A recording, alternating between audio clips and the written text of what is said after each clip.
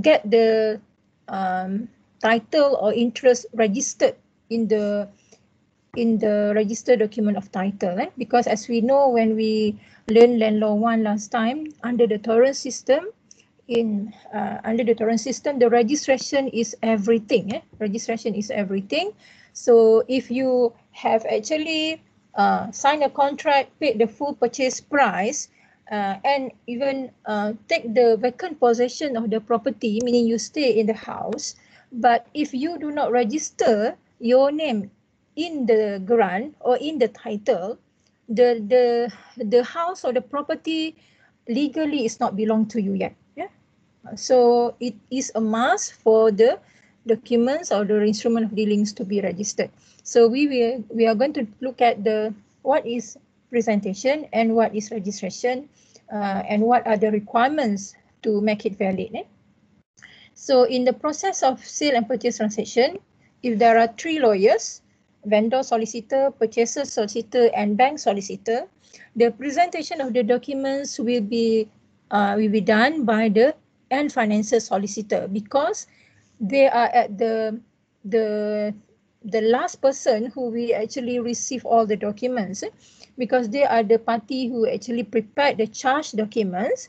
So as the purchaser solicitor prepared the MOT, memorandum of transfer, and the vendor solicitor will actually acquire or obtain the original title and the discharge of charge from the existing bank.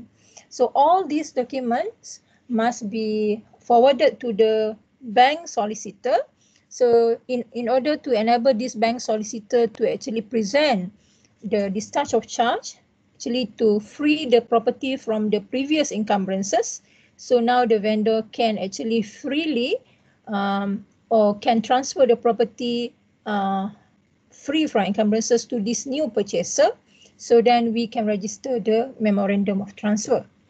So from this memorandum of transfer, if the purchaser obtain a loan from bank, so we need to register the charge. So the bank solicitor is the one who prepared the charge. So all these documents must be given to him in order for him to register all the documents simultaneously at the land office. So I have shared the slides in the files just now actually. So you can also look at the slide. So now I'm going to share to you the first topic on the presentation and registration of dealings. Can you see the slides? Yes, Doctor. Yes, Doctor. Okay, boleh tengok. Okay. So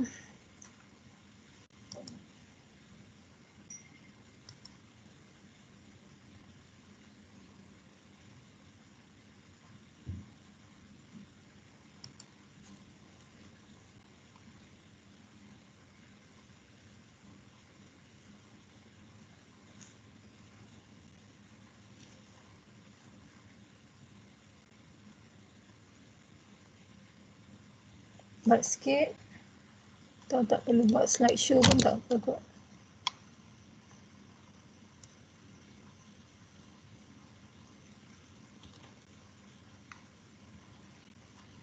Saya letak dia loading. Hilang pula. Masih ada ke dekat screen? Okay. Okay, ada dah, Doktor. Boleh ya? Okay. So internet kat rumah saya ni lambat sikit sebab concurrently ada 6-7 orang yang guna internet. Alamak. Okay. Can you still hear me? Yes, Doctor. Yes, Doctor. Okay. So okay. The slide is not moving. Okay. Yes, Doctor. It's not moving. Okay. Can you see Okay, now? it's moving. Okay. Yes. Okay. So this is the what we are going to talk today about, the process of presentation and registration at the land office. So once we have actually completed the documents, the land dealings, either a transfer, a charge, a lease, or an easement, So the signing of the documents is one thing, which is governed under the law of contract. But the next stage of the documentation of the process is actually to get it registered at the land office. So once you have your client sign all the necessary documents, so when it comes under the instrument of land dealings, so this document need to be first bring to the land office to get it presented. Yeah? So the first stage that we will go through is the process of presentation of the documents at the land office. Yeah? So assuming that now we are actually presenting the memorandum of transfer and memorandum of charge, a common scenario when we buy a property. Yeah? So the first process is the documents have been stamped, has been signed, has been adjudicated, and so on. So the lawyer, whoever, even the individual who actually do the dealings, can go to the land office and present it at the counter of the land office. Yeah? So the process of the presentation. So the meaning of the presentation is actually means to deliver for registration. So the word presentation means to deliver for registration. Now the following slides is actually explaining all this process, but we just look at this diagram first. Okay, so presentation is actually refers to the act or process whereby the person who wishes to register an instrument of dealings prescribed by the National Land Code presents the instrument to the registrar for his consideration on its fitness of registration. So dia bawa dokumen tu, present dekat registrar for the registrar to determine the fitness of the documents. So that is the purpose of presentation. So you deliver the documents to the registrar for the registrar to determine the fitness of the documents. So presentation for registration can be done either by lodging the documents over the counter at the registry or dispatching by hand or prepaid by post. Meaning you boleh hantar by hand ke pejabat tanah ataupun by post ataupun you pergi sendiri ke counter at the land registry or the land office. Okay. So when you bring all the documents to the registry for presentation, the registrar actually requires to record the process of the submission of the documents in the presentation book. So record it in the presentation book for all the instrument that you are presented. So kalau contohnya ada 5 documents yang you present masa tu, so the clerk or the whoever person in charge akan record all these instrument dalam buku presentation book dia. So, kalau dulu record lah, mungkin sekarang ni dia just key in the data lah dekat komputer. Okay. An instrument may be rejected for presentation when there are errors on the face of the instrument. So bila you submit dekat counter tu, the clerk at the counter can automatically reject the documents if there is an error on the face of the documents. Bila dia nampak je dokumen you, dia dah tahu dah ni salah. So salah meaning they can automatically reject the instrument. So the error can be in the form of non-compliant with Schedule 1, 5 or 10 of the National Land Code. Contohnya you pakai borang yang salah. Ataupun bila dia balik tu dia nampak tanah Malay Reserve tapi attestation by lawyer. So dia terus boleh reject at the counter. Or if registration fee is insufficient, you nak daftar borang pindah milik dekat Selangor, dia mengikut value of the land.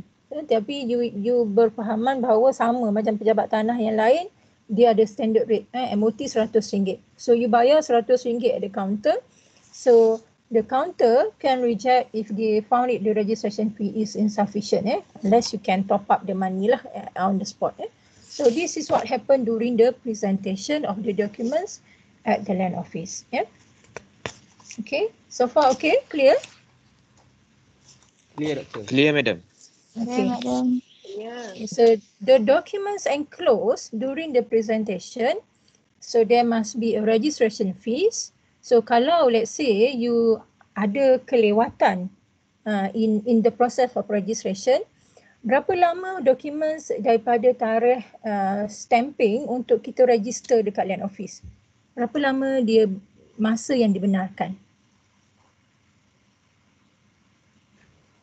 Contohnya MOT you tarikh hari ni.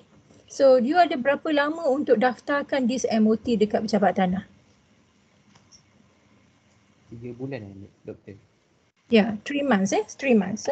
So you have 3 months to register these duly stamped and dated documents at the Land Office. So kalau let's say bulan ke-5 baru you manage to register it, so masa registration presentation tu you kena kepilkan sekali terus. Registration delay registration fees, dia ada denda dia yang dikenakan. So original copy of duly stamp of the documents, so whatever document it is, sama ada MOT ke, charge ke and so on. Then duplicate copy. So duplicate copy ni normally applicable kalau we present charge, borang gadaian. Sebab borang gadaian kita akan masukkan 2 documents, original dengan duplicate. So nanti pejabat tanah akan return kepada kita the duplicate copy. Duplicate copy yang dia dah endorse, dia pun ada chop dia kat situ. If there is a power of attorney, macam minggu lepas kita belajar power of attorney, so we have to enclose together and other relevant documents. So other relevant documents, the document that is a must for registration ialah the IC of the parties, the IC of the parties that have been duly certified through by the lawyer. Maksudnya you kena kepilkan salinan IC pihak-pihak tu. Then quit rent, cukai pintu, assessment receipt, quit rent cukai tanah, assessment receipt cukai pintu. Then kalau it is a company, then you have to enclose with the documents form 34, 49 and 24 if not mistaken. So there are M&A and memorandum and memorandum and articles of associations. So these are among the documents that you need to bring when you do the presentation. Okay, so before you do the presentation, at the same time, you need to do a land search. A land search prior to the presentation. So the moment normally the presentation is done by your dispatch clerk lah, ataupun presentation clerk. So your presentation clerk akan pergi ke pejabat tanah. So before dia present dokumen tu dekat kaunter, dia akan buat land search dulu. So dia akan buat land search dulu. So this land search is necessary because to make sure that there is no restriction of dealings has been registered over the land. Contohnya bila you nak buat land search tu, you discovered that yesterday ada seorang masukkan caveat ke atas tanah you. So of course you can't register the documents at the land office. So the land search must be conducted before the presentation. You proceed with the presentation. Okay. So if that is settled, there is no rejection at the counter when you do the presentation. So the documents will go to the next stage whereby we go to the registration process. Registration process. Okay. So tengok pada registration process. So what is actually meant by registration?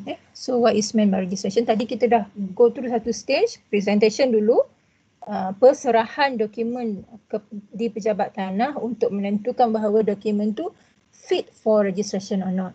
So Land Office kata fit for registration, dia akan masuk ke stage, the second stage which is the registration process. So registration refers to the actual entry by the registrar. Actual entry by the registrar under his hand and seal of a memorial on the registered document of title to the land which the instrument of dealings relates. So registration bermaksud memasukkan data actual entry by the registrar, oleh registrar. Bukan semua orang boleh buat tu. Dia mestilah officially must be by the registrar lah, because registrar ni dia kena chop dia punya seal tu when he do the registration. under his hand and seal of a memorial, satu macam maklumat on the register document of title dalam geran induk di pejabat tanah tu, whatever dealings that you are registered, you are registering. So itu maksud registration. So bila kita boleh beza kan, presentation tadi cuma nak check fitness of the documents, record dalam presentation book. Belum lagi masuk ke dalam RDT tu, Register Document of Title. Tapi when it comes to registration, barulah record tu dimasukkan ke dalam RDT, then only the record is valid and become indivisible. Okay. So the memorial consists of short description of the nature and effect of the instrument, the identity of the parties, a statement of its number in the presentation book, the reference under which it is filed, the time and date from which the registration is effective. So what are the records or memorial that the registrar need to enter in the RDT? First one is actually short description about the nature and effect of instrument. Contohnya, instrumen yang didaftarkan ialah borang pindah milik. So dia akan letak kat situ pindah milik. The identity of the parties. Pindah milik bagi pihak siapa. A statement of its number in the presentation book. So kalau kita nampak dalam geran tu ataupun dalam lenser, dia akan keluar nombor perserahan. Nombor perserahan tu ialah presentation number. Bila di nombor rekod perserahan tu dia akan bagi. Contohnya 1167. Perserahan number. Jilid folio. Dia ada lagi jilid dan folio. Then a reference under which it is filed, dia ni adalah reference yang pejabat tanah punya, and time and date, masa dan tarikh dokumen tu didaftarkan. Okay, so this is what is going to be recorded by the registrar when he entered the memorial in the RDT.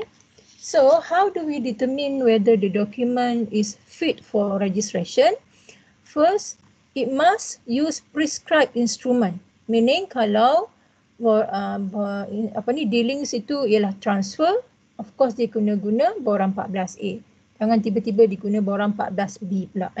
So kalau dokumen tu adalah, instrumen tu ialah charge, dia mesti gunakan borang 16A, and samalah untuk the rest of the instrument. So prescribed instrument must be used. The instrument contain full description of the parties and proper description of the land. So kalau kita belajar dulu cara nak isi borang 14A tu, maklumat mengenai parties dan maklumat mengenai tanah tu mestilah tepat. Contohnya kalau dia seorang warga negara Malaysia, kita akan letak situ Ali bin Abu, nombor kad pengenalan sekian-sekian-sekian, adalah seorang warga negara Malaysia. Tapi kalau dia contohnya a foreigner dan kita letaklah nama dia John Mackenzie, dan kita akan letak dia passport number berapa, kita tak letaklah dia kita tak letak dia sebagai seorang warga negara beralamat di sekian-sekian-sekian. Okey, itu satu. Dan yang ketiga, the instrument must be properly executed and attested. So tadi borang yang betul, maklumat yang betul, dan sekarang ni tanda tangan tu pun mestilah properly executed. Janganlah tiba-tiba purchaser tu tanda tangan menggunakan borang pen biru ataupun tanda tangan di tempat yang salah. So it is not properly executed. Itu satu. Dan kemudian it must be properly attested. Orang yang attest documents tu pun mestilah orang yang betul. So if the land is actually a Malay reserve land, it must be attested by the land administrator. Pentadbir tanah sahaja yang boleh, dan pentadbir tanah dan beberapa yang lain lah yang boleh attest the signature of the parties. Tak boleh lawyer. Tapi kalau contohnya documents executed in Sabah, tapi tanah di Semenanjung. So we must make sure that the person who attested the signature in Sabah tu mestilah a proper person. Begitu juga kalau instrument tu was executed in London. Contohnya your client is residing in London, so dia tak boleh balik, so you hantar documents tu kepada dia. dan dia execute di London. So this document cannot be attested simply by any person, by any lawyer, but it must follow the person which is allowed to attest the documents under the National Land Code. So kalau yang attestation ni kita nak refer kepada which part dalam National Land Code. Dia section 211 untuk attestation, tapi senarai nama orang yang boleh attest tu kita refer kepada schedule ke berapa? Schedule 5 doktor. Betul, first schedule. So kalau nak tengok siapa yang boleh attest the document, you have to refer to the fifth schedule of the National Land Code. Dia letak kat situ officers or other person to attest execution of instrument affecting dealings under the Act. So fifth schedule ni dia senaraikan sesiapa yang boleh attest the document. Contohnya in any state to which this Act applies. Ini dalam negeri di Peninsula Malaysia 1, 2, 3, 4, 5, 6, 7, 8 orang yang boleh attest. In the state of Sabah ada 3 orang yang boleh attest the document. Kalau di Republic of India ada different person. Republic of Pakistan ada different person. Republic of Singapore, Sri Lanka, Commonwealth countries, in Brunei, Taiwan or in other place, dia ada letak kat situ siapa yang boleh attest the documents. So our reference is the fifth schedule to know who can attest the signature depending on the place of the document where the document is signed. Itu yang ketiga. Dan yang keempat, the instrument must be adequately stamped under the Stamp Act. So all these 4 conditions are the criteria to determine the fitness of the documentation. So kalau you can comply with all these conditions, then the document, the instrument can be registered by the registrar. Okay, so nanti boleh tengoklah dalam slide tu saya ada letak the details tu. Enquiries by the registrar.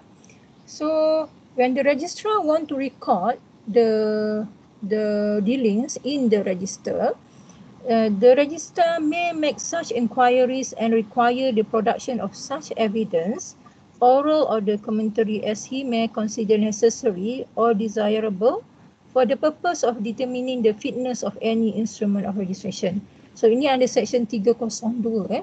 So under section 302, kalau registrar ni nampak macam PA tu terang tak terang je, tak tahu signature tu valid ke tak, registrar may actually exercise the power given under section 302 ni to require the production of any evidence necessary to clarify the issue. Sama ada oral atau documentary. Mungkin dia boleh minta supaya orang yang sign the PA tu contohnya datang ke pejabat tanah untuk verify betul tak ni signature dia. Ataupun bagi supporting documents to verify that is the true signature of the person. So the registrar has the power to inquire whether when there is any doubt pertaining to the documents. Okay, so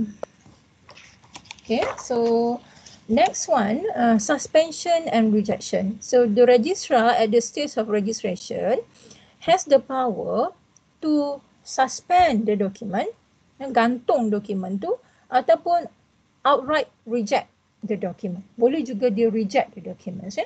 So if the registrar discovers that an instrument is not fit for registration, he must reject it immediately unless the unfitness consists solely of some formal defect or clerical error. So kalau contohnya dia nampak tadi the documents was not properly executed, the registrar can actually terus immediately reject the registration of the instrument. So bila dia reject, dia akan reject keseluruhan lah biasanya. Contohnya mungkin MOT tu saja yang ada defect, tapi dia akan reject keseluruhan the documentation tu. Tapi kalau Sorry, saya tak tahu slide saya ke apa, tapi sekarang ni doktor dah baca slide ke-15 ke? Saya dah tak laju sebenarnya tapi saya stay dekat diagram ni. Oh, okey. Ingatkan, So, okey. Sorry, okay. Doktor. The slide tu memang tak bergerak lah. Sebab saya nak tekan apa ni, next tu dia lambat, dia loading lambat sangat. So I write my printed slides actually, tapi you all boleh go through lah. Kalau yang dah download tu boleh go through. So Thank you, Doktor. If involve formal defect or clerical error, contohnya ada kesilapan kepada ejaan nama dia sikit je. So registrar rasa tak really grave mistake. So the registrar actually instead of reject the whole documents, the registrar may just suspend the registration for a period not exceeding 14 days to enable the defect or error to be rectified. So registrar akan hantar satu surat kepada firma guaman tu mengatakan yang dokumen tu reject, digantung. So minta dia betulkan kesilapan tu, just clerical error, within 14 days. So kalau within 14 days the legal firm did not attend to does not attend to it, then only the registrar akan reject. Mula dia akan start dengan suspension 14 days bagi. Kalau dia tak buat juga atau dia tak datang ambil dokumen tu, then registrar may reject the instrument of dealings that have been presented earlier. Okay, so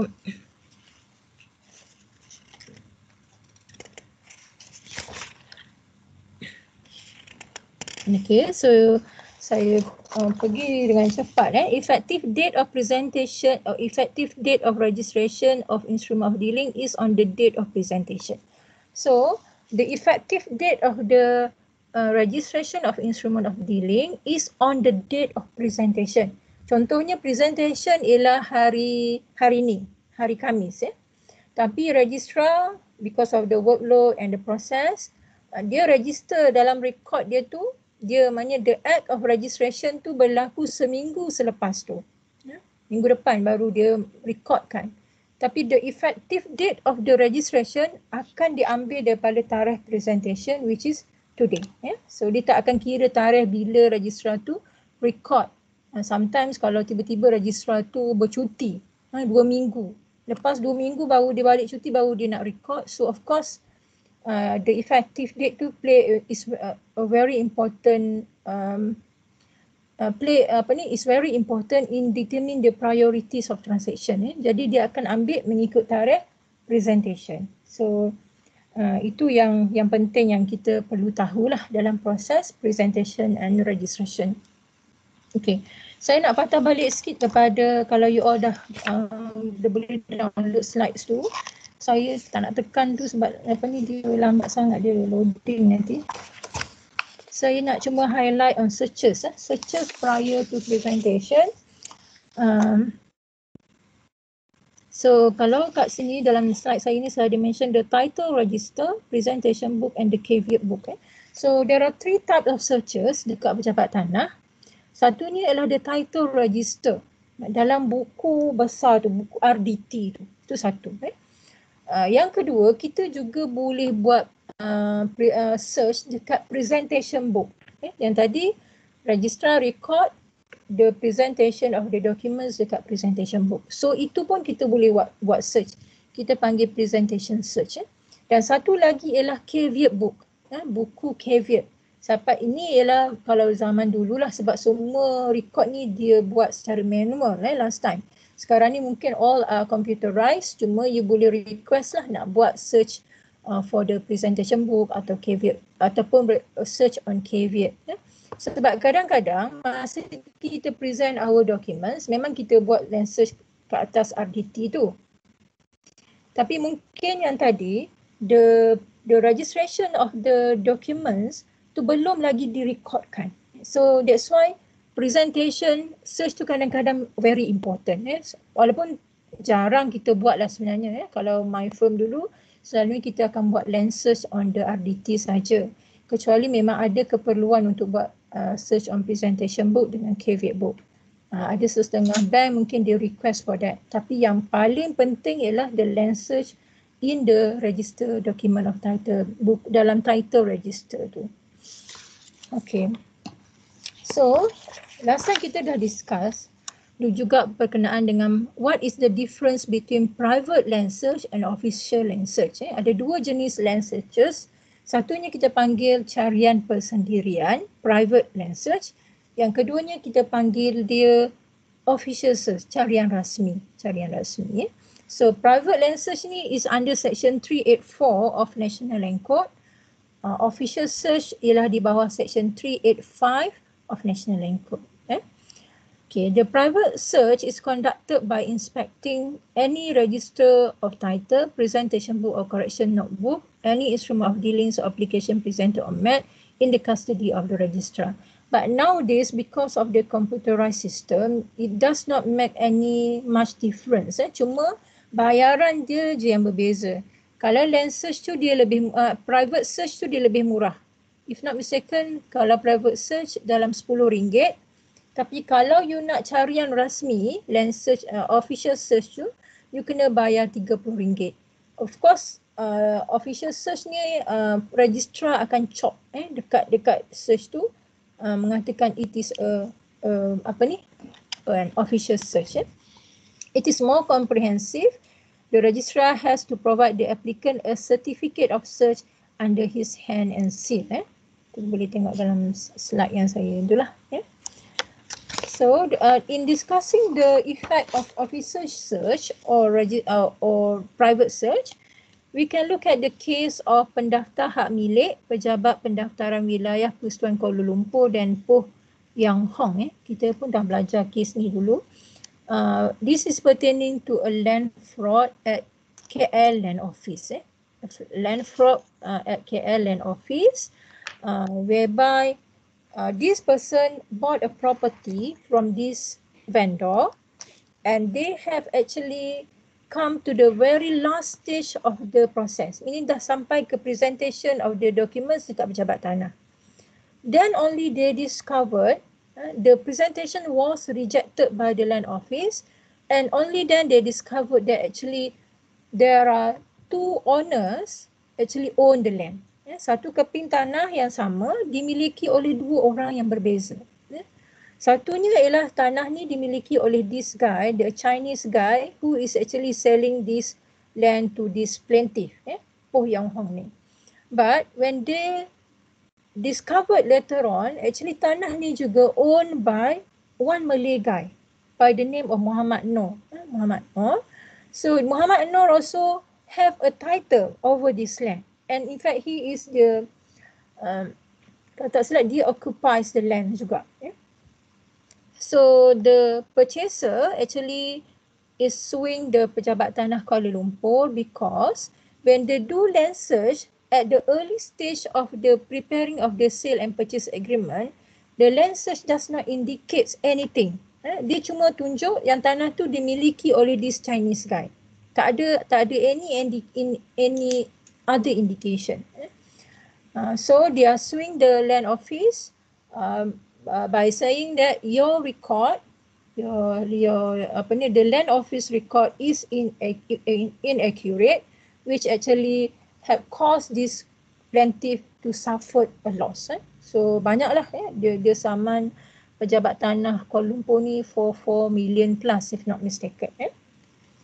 So one of the defences put forward by the KL Land Office ialah the land search conducted by the legal firm at the early stage of the transaction is a private search.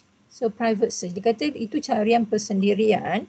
So they are not actually sort of liable to the result of carian persendirian. But the federal court held that there is no difference between the private search and official search in terms of duty of the registrar to provide accurate record. So there has been a breach of statutory duty on the part of the defendants, on the part of the KL Land Office, in maintaining a record resulting in the loss suffered by the plaintiff. So dalam kes ni, the client actually managed to get the damages from the land office.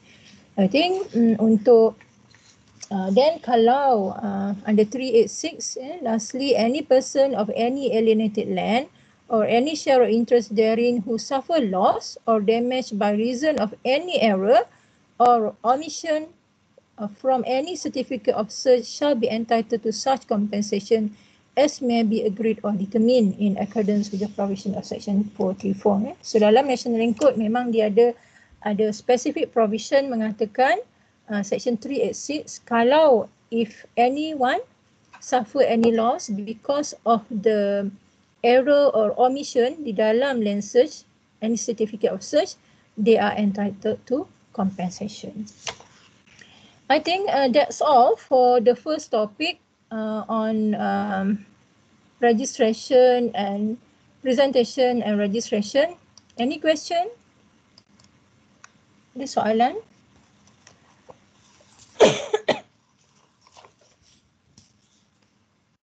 So far clear, Doktor. Clear, okay, alhamdulillah. So kalau tak ada soalan, I think we have a 5 minutes break. Dan kita akan proceed kepada tajuk yang kedua, iaitu on breach of contract and remedies. Boleh? Boleh. Okay. Thank you very much. Kita break sekejap.